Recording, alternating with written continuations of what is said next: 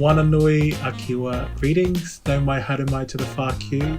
This podcast is an invitation for conversation for people from all walks of life about access to equity within the context of Aotearoa. We invite people like yourself and our guests to share lived experience in an effort to identify common threads within support systems, social networks, and knowledge that uplifts the collective human experience. Kelsy. In season 2, we are exploring what does equity and knowledge look like for various communities coexisting within one society. And as tauiwi in Aotearoa, we recognise the mana whenua and kaitiaki of these lands.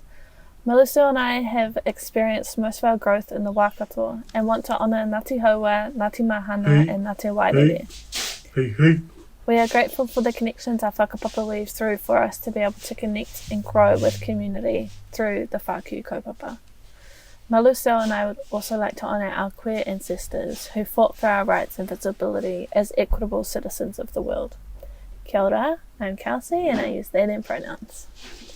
Noi atawasa Maluseu, and people use he him pronouns for me. And today we're jumping straight in with Aroha, and thank you to Dr Hinemoa Elder. Now, do you have a number for us, or are we going to trust that Aroha has something for us? I think Aroha's got us. Yeah, for sure. I'm loving that. All right, jumping straight in the deep. Whakatauki number 22. Me te tōroa e tau ana I runga e te ao. Sorry. So let me just say that again. Me te tōroa e tau ana I runga I te ao. Like the albatross nestled upon the current, manifesting resilience with the elegance of nature. Can you say that again? Like the albatross nestled upon the current, manifesting resilience with the elegance of nature. Oh. Cool. It's that bit for me. Manifesting resilience with the elegance of nature. With the elegance of nature. Yeah. What is this? Where are you finding yourself in this? For me, it kind of brings me back to what we're going to be talking about today, is like the shifts and the moves that I've made over the last year. And I've been on a journey with the word resilience, to be honest. Like, I was all about it, and then I was kind of really tried to understand what the word resilience meant. And for a time there, I perceived that resilience meant that you can take a lot of shit and like not get like held down by it. But I don't think that really is a true representation of that word. So I'm still figuring out where I sit with it right now, but I think for me that like it brings me back to the journey that I've been on over the last year and the moves that I've made and the stronger connection that I've created for myself with nature. And I've actually learned a whole lot from nature over the last year, which has been really incredible. And how I operate in response to nature as well. So I think it's reflective of my year over the last year, that whakatauki, for sure. 100. Yeah, just like surrendering to nature. It's because there's so many lessons there, for sure. Yeah. What about for you? It's so interesting, and I'm going to lean on your whakaaro around what you were offering around exploring what resilience actually meant. And I too, at the beginning of this year, actually, before I jumped into my mahi that I'm in, which is a complete shift in where I thought I was going, and I totally surrendered to that calling because the calling was strong. It wasn't what I was wanting to do. And the word resilience came through, and I'm like, what does it mean to re-silience? So I really jumped into the deep end around the deep end for me around what actually being salient meant, or silience, like, because to re-silience. So I'm like, what am I revisiting in silience? And I actually Googled it, and I had to Google it just again just to make sure that I got the wording right. But it was it. So I really had got comfort. I had comfort in the word that, because when I searched it up, Dr. Google says the kind of unnoticed excellence that carries on around you every day. Ooh. So to me, this whakatauki, it's like manifesting resilience with the elegance of nature. And I'm like, the elegance of nature actually is an unnoticed excellence that carries on around me every fucking day. And meeting you where you're at with your whakatauki and surrendering to that, it's like my worldview is expansive and abundantly expansive because I'm trying to. So this I'm like, this whakaaro that I carry hasn't landed, but in this moment it feels very much like now I'm starting to begin to have more curious questions around what it means to surrender to the elegance of excellence that carries on around me in the mundane. Do you know what I mean? Because I feel like that's where I'm at with this conversation now, based on the safety and share that you've offered, actually, to really pull me in. I think it's really interesting how like one word can have so many different nuances dependent on your experience around it. Yeah. Because I've been going into the same section around remembering. Like in my head, I'm like, what am I remembering into? Like, what am I when I think about, when I remove the what am I a member of and what am I not remembering? Ooh. And is it a good thing that I'm a member of whatever this is? Yeah. Do you know what I mean? And that's how I feel about the resilience of like breaking down the word of being like, what is it that I'm trying to redo with the silience? And I'm like, actually, because in my head I was like, did resilience mean like retreat into silence? Because that's what I was thinking at the beginning. Whoa. Right? No. Don't ever be quiet. Your voice is important. But it's a good... Well, I feel like that's a journey and a half with you and finding your voice. It's great to hear it, by the way. Thanks. It's been a real journey. It's definitely been part of the last year of my life, for sure. Yeah. All right. So, jumping into the question, where are we at? Where are you at? Yeah. So since the end of season 1, which was March 2021, yeah, my life looks completely different, and every facet of my life is different from March, like from a year ago, almost a year ago.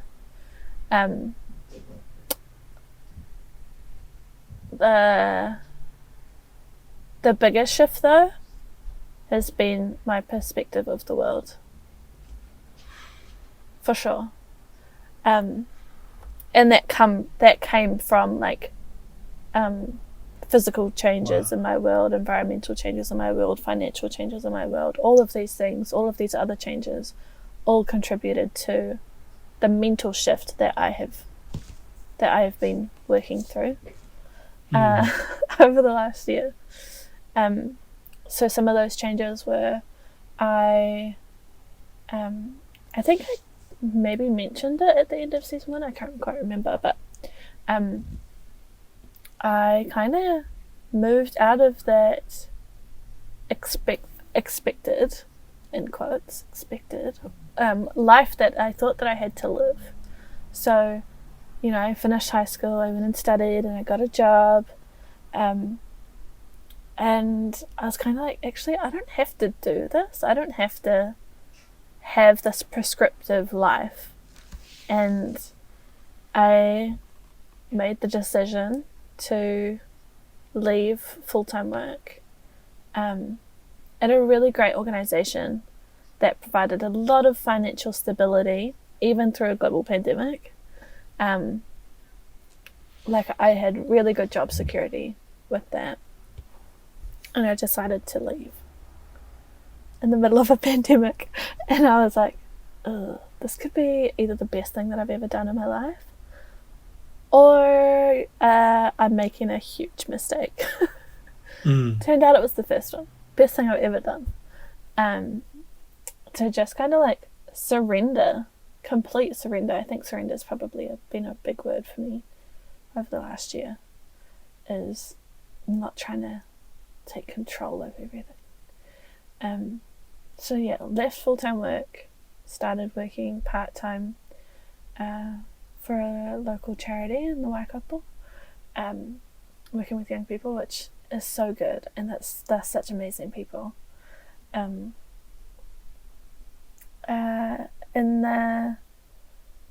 With the intention to pursue, is that the word? Pursue. Anyway, clearly my English hasn't got better. Wait, in my head I'm like, I'm not an English major, mate. Like, pursue. So part-time mahi with the intention to pursue my own freelance work more, because I was kind of at capacity doing full-time work and the podcast and freelancing. So I just needed to create some kind of space for myself. And yeah, so that was a huge move for me, to give up financial security. Another big shift for me in March last year was that I lost my little doggo. So little Leo went to doggy heaven, my little guy. And it's still a bit raw and I might cry still. But he was kind of a real stable thing in my life, when a lot of other things, particularly as a teenager, weren't really very stable. Like, he was kind of the only certain thing in my world for a long time. And he was almost 10, my little dude. And he passed away, and that was a huge change for me. And some people might say, oh, it was just a dog, but like, he was so much more than that for me. Like, he was a huge security for me. So adjusting to life without Leo has been interesting. Not always easy, and I kind of miss my little guy. But yeah, I'm happy that he's not in pain or sick anymore. So it has its pros and cons. So that was another shift, and another big shift for me was that I kind of rebuked another social standard. Was if you're watching this, you can see where I am. This is my van. I brought a van, and I've been traveling for the last almost like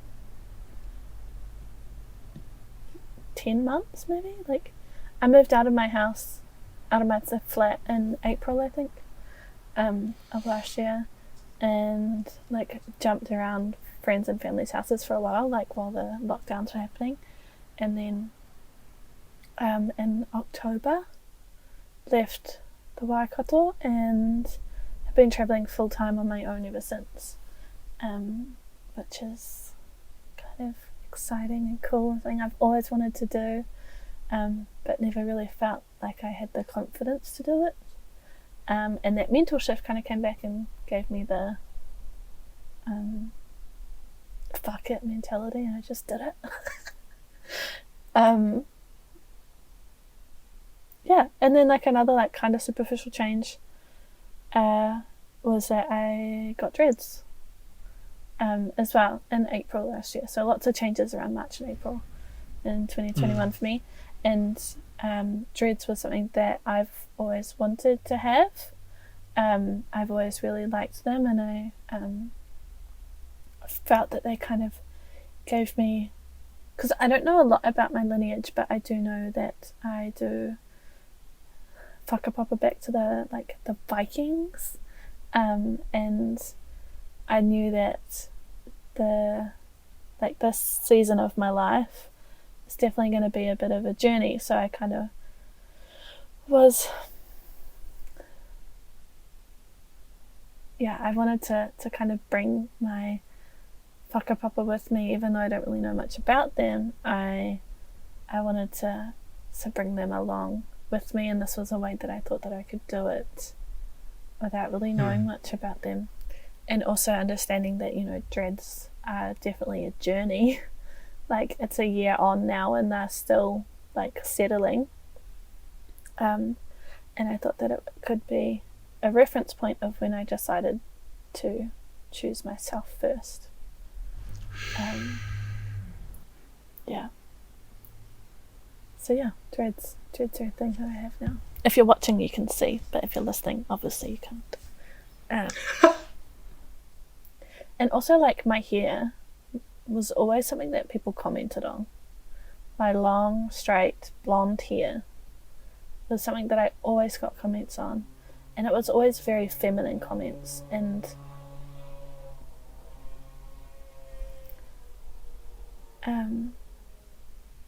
whenever I would kind of like mention that I was going to be doing something different with my hair, it was often met with, "But why would you do that? Your hair is so beautiful." I felt like by taking ownership of my hair meant that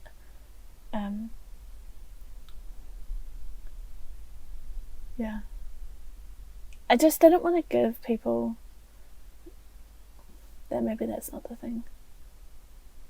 I felt like I didn't have much control over my hair because I was too afraid to do anything because of what people might say. And so part of that fuck it mentality that I had in March and April 2021 was also when I decided and got my dreads. So yeah, lots and lots of shifts for me in March and April 2021 at the wrap of season 1. And kind of it's been on the journey ever since. Yeah, so that's kind of lots of like changes in my environment and externally, but the biggest change and the biggest shift has definitely been my mental state and my like view on the world. Yeah. So that's me. Love. Yeah. What about for you? What's changed for you since March last year?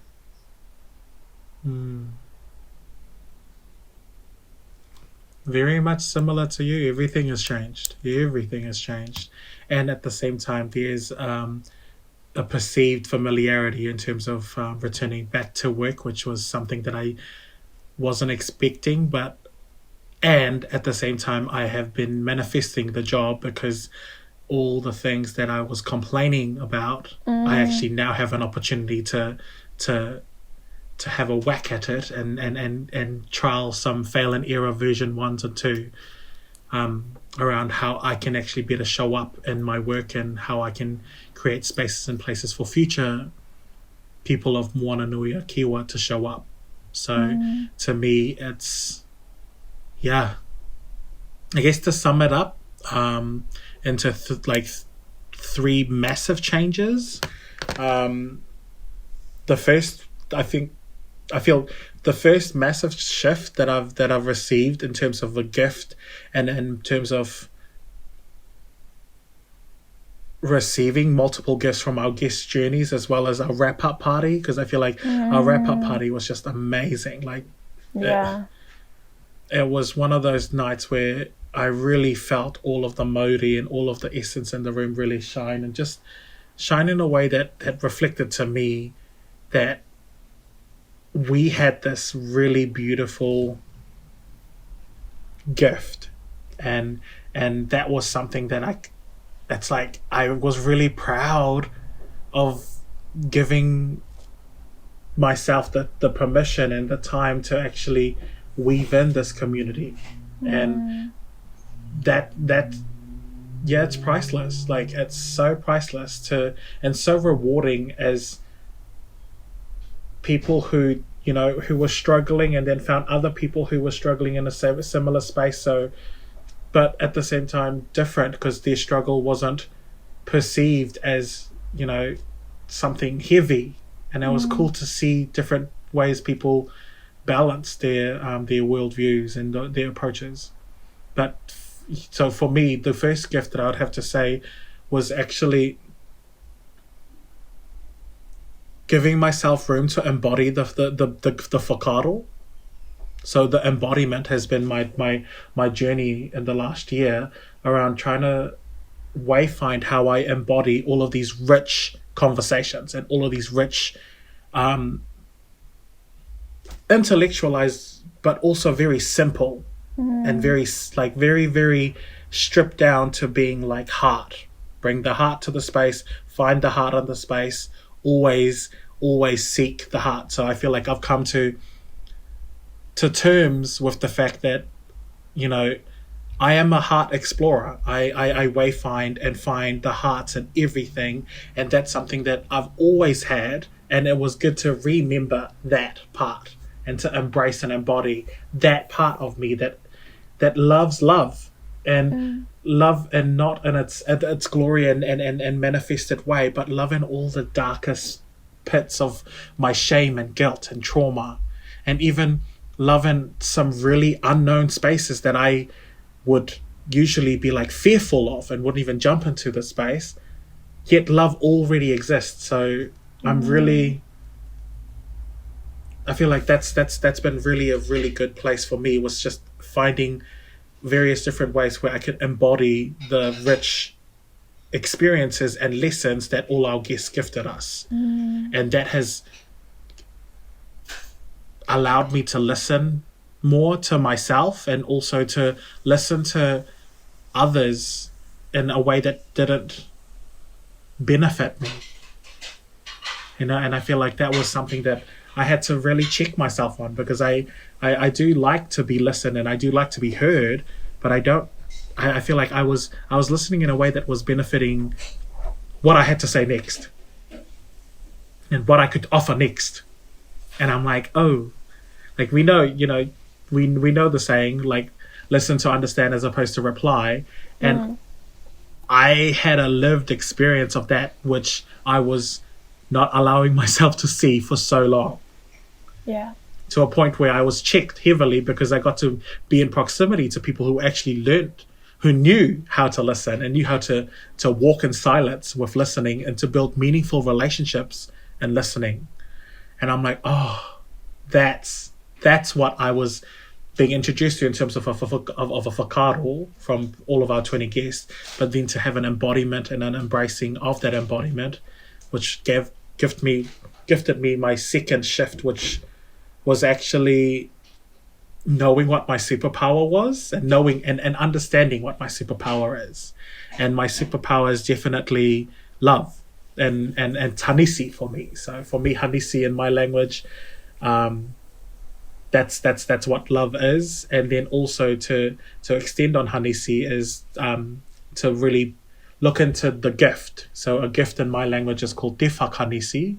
So te whakanisi in a transfiguration to English is an extension of your love, or otherwise in a really simplistic form, a gift.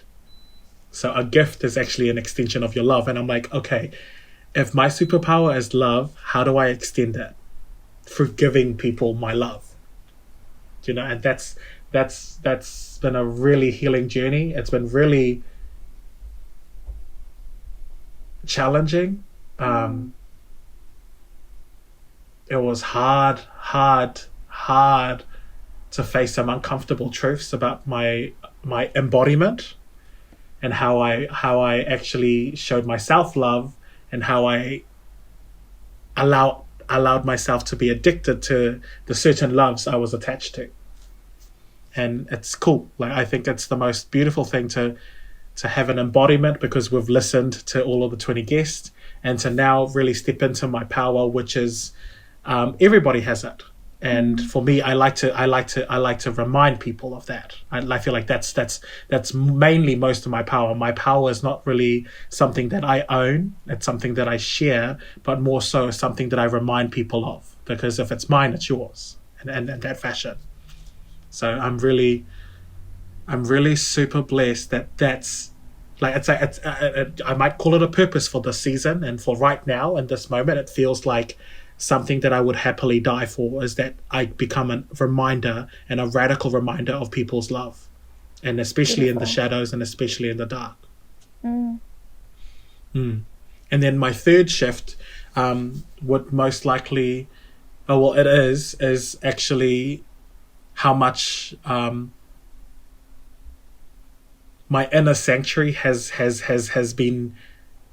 I've been nurturing it. Other people have been witnessing my inner sanctuary, and they've been talking about it for a while in the space that I hold on the inside for myself and for others. And probably the last, I'd say 2 months or 3 months, it's been really interesting for me to actually look inward and try and build from scratch what that inner sanctuary is. And I can comfortably say that I have a kingdom in me that holds space for all and everybody. And at the same time, I need to protect the kingdom, because the kingdom is probably my best gift, and what I can fashion as an extension of my love. But my kingdom is something that all of my peoples and all of my people's past, present, future, visible and invisible, have been kind of pointing towards and being like, hey, this inner sanctuary is the most peaceful, the most loving. And it's almost like, and not in a way that's like, oh, toxic positivity, but more so around being like, Maluseu, we want you to show up as the full self, not your best self. Your best self is not is a facade, and it's a mask. We want you to show up as your full self, and to keep on showing up as your full self, because that's love. And you mimic and you embody that for others, so that they can be in their best self, in their full self rather than their best self. Because there is, from what I'm embodying right now, it feels unauthentic and disingenuous to show a best version of myself, which to me innately I feel very much that every person, every day, every moment, every second, I am my best self, and then I get the choice to show up as my full self or not. And there's safety in people, and I think between me and you create a massive safety for me to show up as my full self. And that's both the intellect, the philosopher, the clown, the sassy bitch, the vulnerable, and even all of the narcissist, the shadow worker, the dick, the everybody. And I feel that you hold a kingdom for me to play with all of those things, so that I can actually show up as my full self, and I don't have to demonize the parts of me that I don't show anybody else. And sometimes I even surprise myself that I'm like, oh, damn, I'm showing that to you. And I shock myself sometimes, where I'm like, Yeah. I said that out loud. Sure did. And Sassy bitch. honestly, her name is Mimi, and she is Mimi. she is a beast. She's a Hey, beast. Mimi. Clever. But yes, long story short, embodiment, my best gift and the extension of my gift, Hanisi, love, and then my inner sanctuary and my inner kingdom, which I believe everybody has this as well. Everybody has the capacity to build their inner kingdom, and it might not be a kingdom. It could be a marae, or it could be a fale, or it could be whatever it is to you. There is an inner kingdom that you can retreat to at any moment, with a breath, or within any time, with a pause and a silence or silience into the present, which I totally get. But yeah, that's been such a transformative journey, and all of that comes with all of the times I had an ego death, or just I had a lot of deaths, and those deaths have they've been so challenging, because kind of like, so like what you were saying, I didn't want to surrender to the fact that I have outgrown those identities, or I've outgrown those ways of being. Yeah. Yet the narrative that I held was like, oh, but I love you. And it's like, no, you're addicted. And But also, I'm attached. I think, like, Go there. in reference to other people, those deaths is, like, I'll talk for myself, like, people who haven't seen me lately or haven't had first-hand experience or witness to the changes that I've been making, maybe because they're not in proximity or because I haven't allowed them to see, their reference point for me is this other person that I no longer am. It's also not my responsibility to catch them up. Because if they really, like, is that serving my ego by saying, I'm not that person anymore? Or am I like... Ouch. Yeah. Ouch. Go there. That was main call for the fragility. Yeah. Like some of the... Like, I used to be very active in the Kirikorero community. And now I haven't been there for a long time now. But some of the people that, message randomly now, still, like, I think they're still thinking that I'm that person that used to be there. I'm like, actually, no, my values have changed. My things that I'm working towards have changed. The way that I operate and navigate through the world has changed, yet you're still referencing this person that was there. And cool, you're reaching out. Maybe I'll let you be witness to some of these changes, but also it's not my responsibility to educate you on where I'm at. Well, I don't think anyway, for me. Yeah. No, I agree. And it's because, to me, I feel like, for me, in agreement with your train of thought, if you can't meet me in the present, we're not aligned. Yeah, for sure. And like, you know what I mean? I'm like, if you can't meet me here without me having to trace my whakapapa, we're not meant to be in that safety and in that loving relation. Yeah. I think that brings me back to, I can't remember which one, but one of the review conversations that we were having around meeting people in the moment rather than holding on to the person that they were. And I can't remember what episode that was, but there was something that you were saying of, people often hold this perception that they have of you, but then they meet you in that moment and they get mad or angry or sad or whatever, that you're not that person that they thought that you were. I'm like, well, that's exactly what it is. It's who you thought I was, not who I am then or now. Yeah. It's not my responsibility like a you problem. To keep all of the narratives that you hold on me, because I have no idea what that is. And I think it's like important to note that we probably have those about other people as well. Delicious. Thank you, accountability. That's what's up. Because I'm like, I do want to make sure that this is an invitation for a conversation, and it's not saying we know and they don't, or we're in and we're there and they're out. It's more so we have had the privilege and the access to do this for ourselves. Yeah. And these are our findings in terms of wayfinding this new pathways, or these pathways that feel in alignment with ourselves. And I do encourage people to critique and to have conversations that if this conversation doesn't sit with you, lean into why it doesn't. Yeah. Bring it in. Let's have a chat. And I think it's also like, it's not like a one and done thing. It's a continuous conversation.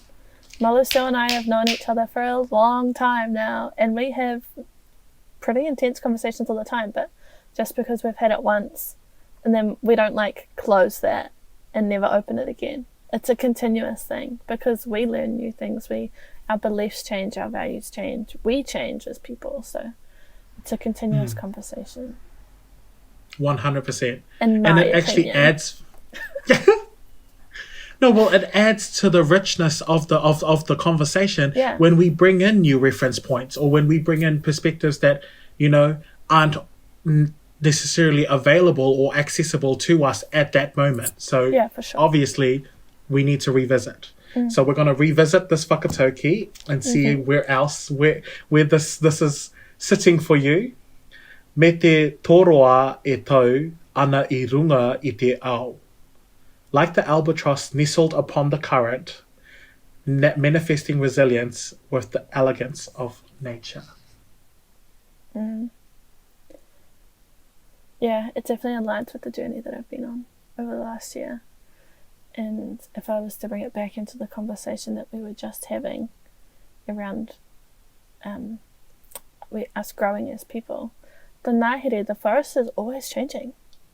Like even though there is a lot of human interaction with nature or the forest or whatever, there's still lots of change that would happen anyway without human involvement. So nature is always changing. So how can we expect somebody else to stay the same person all the time?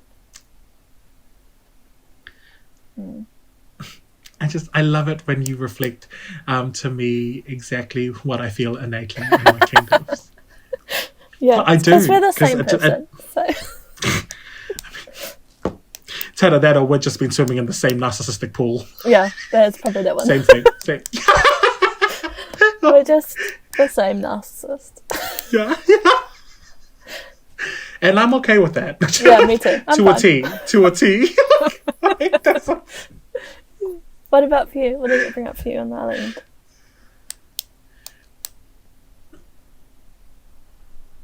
I feel like there's joy that comes out of it when we actually radically lean into the present. And that's something that I've been finding a lot of solace in, if that's a solace.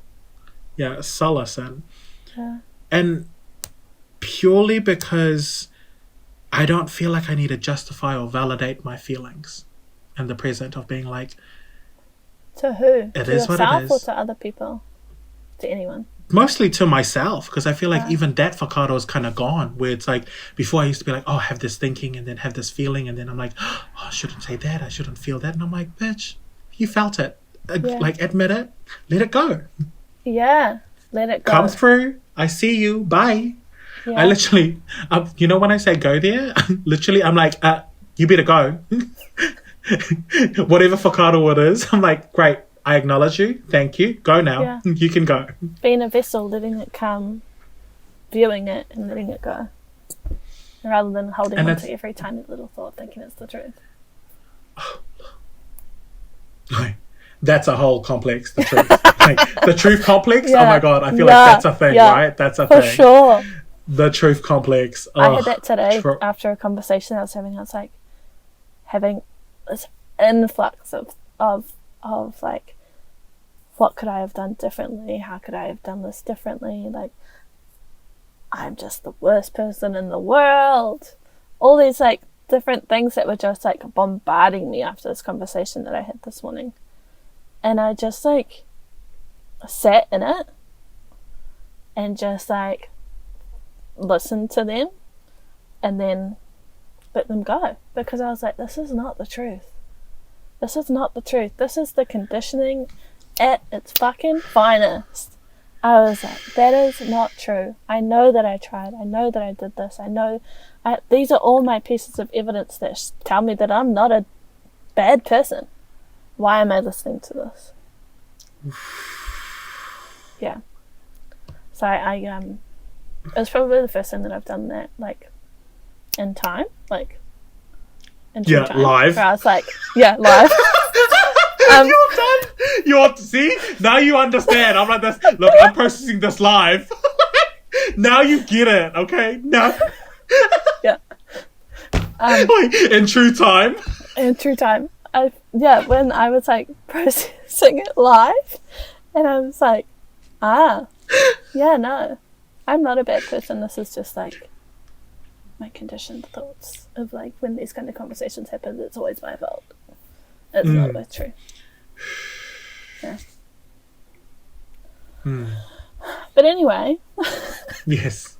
Now, so we do hold space as well. So I think one of the practices I've been coming through with is I also hold space for all the things that hasn't been said in this moment and in this space.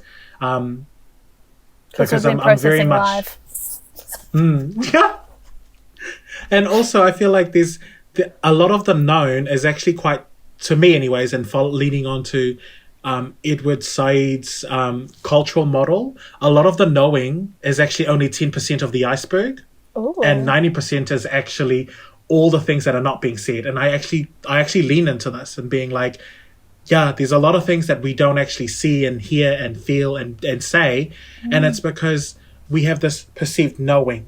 And I'm like, okay, cool. So what I'm going to do actively is acknowledge all of the knowing and also, really uplift it and not demonize it, but also leave a lot more room for the not knowing and what's not being said in this moment, because it's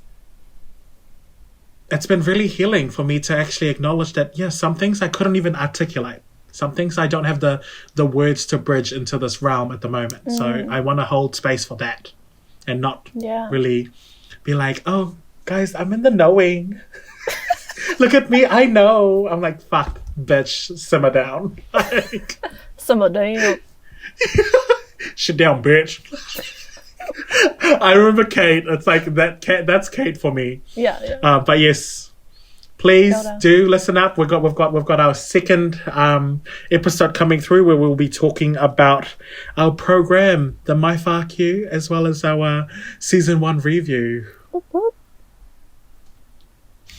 All right, we're gonna love you and leave you.